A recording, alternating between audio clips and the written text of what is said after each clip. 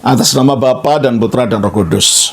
Shalom Aleichem bersama Mesiah. Selamat bertemu kembali saudara dengan saya Arhimandrit Romo Daniel Biantoro, Ketua Umum dan pendiri dari Gereja Ortodoks Indonesia.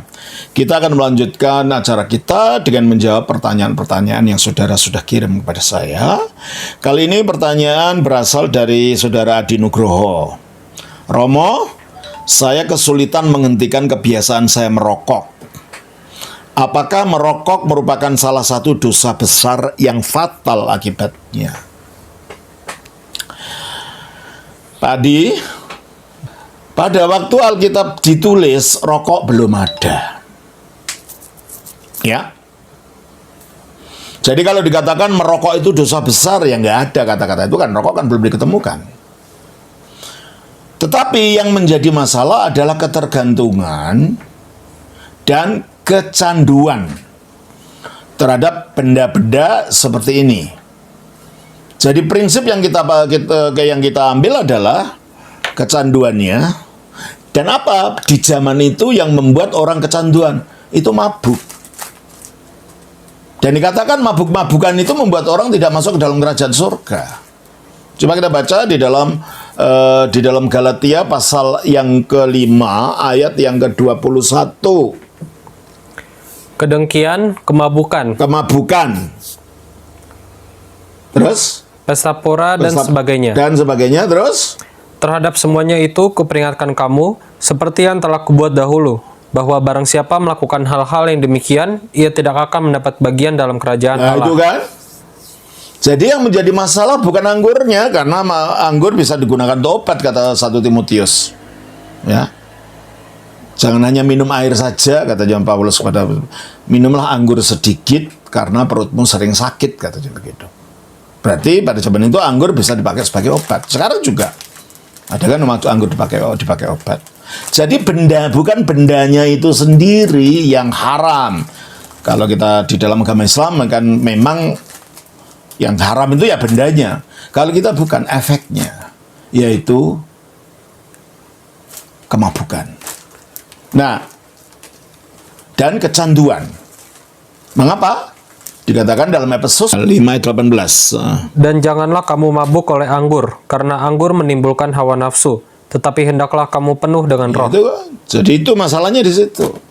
Bukan anggurnya sebagai benda, tapi efeknya terhadap kesadaran pikiran kita.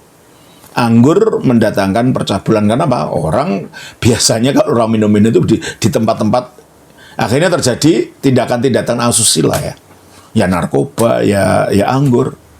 Nah efek ini efek yang membawa penyelewengan moral ini yang menyebabkan anggur itu dilarang. Termasuk juga rokok. Kalau rokok sih nggak separah anggur, tetapi kita bisa bergantung kepada rokok ini. Kita baca dari 1 Korintus pasal yang ke-6 ayatnya 12.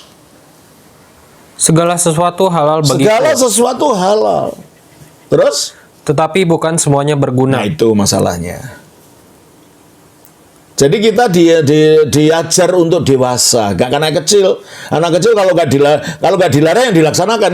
Kita harus memilih dengan kedewasaan. Biarpun ini halal, tidak larangan, tetapi terus kan?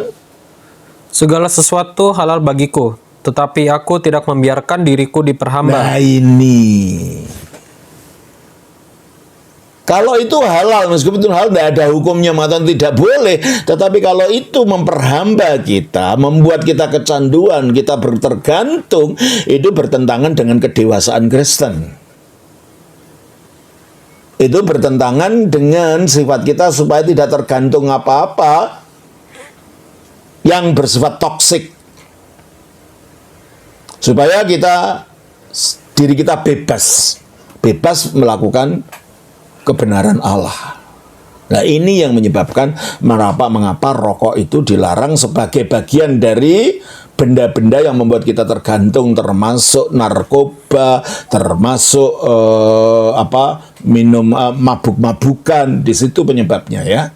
Coba baca lagi ayat 1 Korintus 6 ayat 11 itu. Segala sesuatu halal bagiku, tetapi bukan semuanya berguna. Ya. Segala sesuatu halal bagiku, tetapi aku tidak membiarkan diriku diperhamba. Ini yang terakhir ini yang menjadi ukurannya. Aku tidak membiarkan diriku diperhamba oleh siapapun. Nah, seperti kasusnya Pak Adi ini kan jadinya diperhamba kan? Diperhamba oleh kecanduan kepada rokok itu. Makanya saya baca kembali seperti Pak Adi katakan itu. Romo, saya kesulitan menghentikan kebiasaan saya merokok. Apakah merokok merupakan salah satu dosa besar yang fatal akibatnya? Ya, secara kesehatan sih, katanya rokok itu merusak paru-paru ya. Tapi ada juga yang merokok tidak masalah. Mungkin itu perkecualian, tetapi kebanyakan memang akan mempengaruhi kesehatan kita. Ya, dosa besar sih bukan. Tetapi penyebab kesehatan itu. Tetapi ini yang menjadi besar itu kalau ini menjadi kebiasaan yang tidak bisa dihentikan. Berarti kita diikat dan kita dikendalikan oleh keinginan hawa nafsu itu. Itu yang menjadi masalah. Jadi sebaiknya memang dikurangi, dilawan. Bisa kok banyak orang yang bisa menghentikan rokok kok. Kalau orang lain bisa, kenapa kita tidak bisa? Gitu kan? Begitu Pak Adi Nugroho, kiranya Tuhan memberkati. Shalom atas nama Bapa, Putra, Roh Kudus. Amin.